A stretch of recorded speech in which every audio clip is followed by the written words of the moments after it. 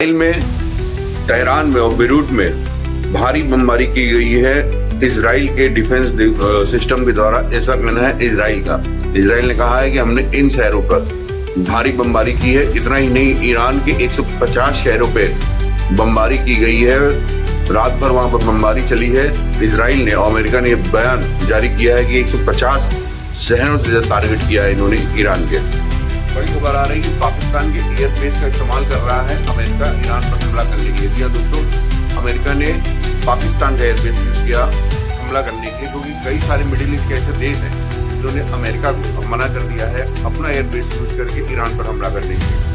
क्योंकि ईरान इन देशों पर लगातार हमला कर रहा है, तो कहीं न कहीं इन देशों के अंदर डर बैठ गया है कि अगर ये अमेरिका को अपना एयरबेस से अपनी जमीन देंगे यूज करने के लिए, तो ईरान इन्हें निशाना बनाएगा, इनकी रिफाइनरी को निशाना बनाएगा, और जिससे इनकी इकोनॉमी भी टूटेगी और इनके जान माल का भी नुकसान होगा। एक मिसाइल गर्ल्स स्कूल पर गिरी जहां पर 165 लोगों की जान चली गई। दक्षिणी ईरान का वो इलाका है मिनाक, जहां पर स्कूल चल रहा था और 165 लोगों की जान चली गई। कल जब उनका जनाजा निकला तो लाखों लोग सड़क पर थे, अमेरिका और इजराइल के मुर्दाबाद के नारे लगा रहे थे। इन लोगों की डिमांड थी कि अमेरिका पर ऐसी कार्रवाई हो कि अमेरिका पछताए, क्योंकि स्कूल को टारगेट किया गया है। दोस्तों, एक स्कूल जिसमें 7 से लेकर 12 साल तक के मासूम बच्चियां पढ़ाई कर रही थी, उस पर यह बम गिरा और 100 से ज्यादा बच्चों की जान चली गई है इस हमले में।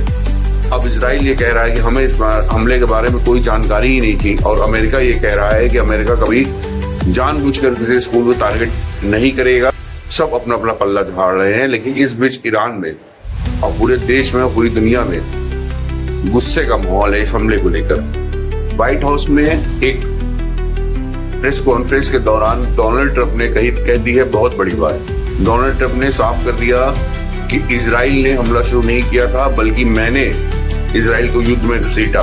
यानी कि ईरान पर जो हमला हो रहा है उसकी सीधे सीधे जिम्मेदारी ले रहे हैं डोनाल्ड ट्रंप। उन्होंने ये भी कहा कि हमला हमने शुरू किया, हमने इजराइल को अपने साथ लिया, न कि इजराइल ने हमें अपने साथ लिया। तो इस हमले के पीछे डोनाल्ड ट्रंप है, उन्होंने खुद इस बात को क्लियर कर दिया है। व्हाइट हाउस में इस बात को लेकर माथापच्ची थोड़ी चल रही है कि आखिर क्यों हमला किया।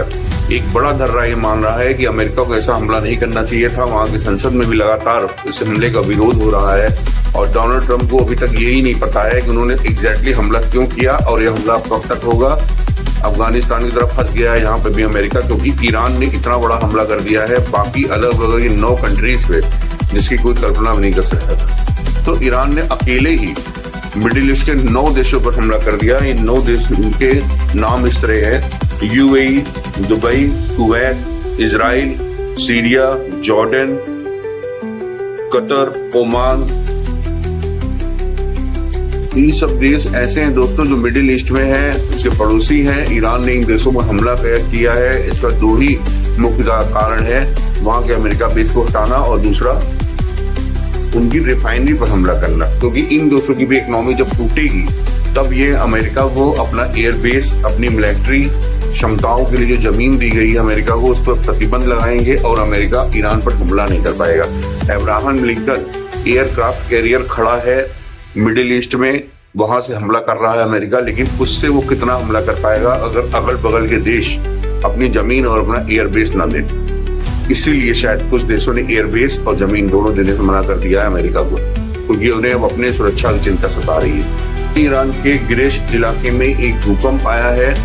4.3 रिएक्टर का ये भूकंप बताया जा रहा है। लेकिन बड़ी बात यह है दोस्तों कि कुछ लोग एक्सपर्ट्स ये भी कह रहे हैं कि जमीन के 10 किलोमीटर नीचे ये ब्लास्ट हुआ है। कहीं ऐसा तो नहीं है कि ईरान ने कोई परमाणु परीक्षण किया है और उसका परमाणु परीक्षण सफल हो गया। हालांकि जिस इलाके में ये हुआ है दोस्तों, वो जाना जाता है अर्थक्वेक के लिए। वहां पहले भी कई बार अर्थक्वेक आ चुके हैं, तो वहां पर अर्थक्वेक आना कोई बहुत बड़ी बात या कोई असमंजस की स्थिति नहीं है कि पहली बार आया है। लेकिन फिर भी इसके टाइमिंग को लेकर जो डिस्कस हो रहा है कि इस समय अर्थक्वेक आना, जब ईरान को सबसे ज्यादा परमाणु बम की जरूरत है, ईरान के परमाणु बम के लिए ही अमेरिका ने इस पर हमला किया है, और ईरान इतने सारे देशों से अकेले हमला झेल रहा है, अकेले लड़ रहा है। कहीं ऐसा तो नहीं कि ईरान ने बना लिया है परमाणु बम और कुछ दिन में वो शायद यूज करे इसे किसी और देश पर।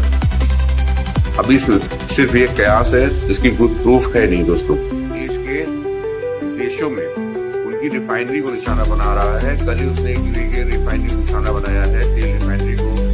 इससे ऑयल के दाम बहुत ज्यादा बढ़ने की संभावना बढ़ गई है और प्रोडक्शन रुक गया है पूरी तरीके से कई देशों में। ईरान के पास ऐसी ऐसी मिसाइलें हैं जो कि अमेरिका के और इजराइल के रडार में नहीं आ रही हैं, क्योंकि कम ऊंचाई पर उड़ती हैं। जी हाँ दोस्तों, ईरान के पास कम ऊंचाई पर उड़ने वाली क्रूज मिसाइल है। ईरान के पास कम ऊंचाई पर और मीडियम रेंज में उड़ने वाली बैलिस्टिक मिसाइल्स हैं, जो कि कम ऊंचाई पर उड़ती हैं और मीडियम रेंज में उड़ती हैं, जिससे कि सामने वाले को पता ही नहीं चलता कि मिसाइल आ रही है। रडार उन्हें पकड़ नहीं पाता है। बड़ा हमला कर रहा है इस समय इजराइल। अपने मिडिल ईस्ट के 9 देशों पर उसने हमला किया है।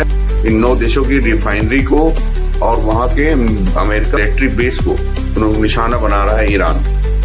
ईरान की मिसाइलें इतनी सस्ती हैं दोस्तों कि अमेरिका जो मिसाइल गिराता है वो लाखों डॉलर की होती है। ईरान जो मिसाइल गिराता है वो 15 से 20 हजार डॉलर का होता है। तो अमेरिका को इस समय बड़ा झटका लग रहा है।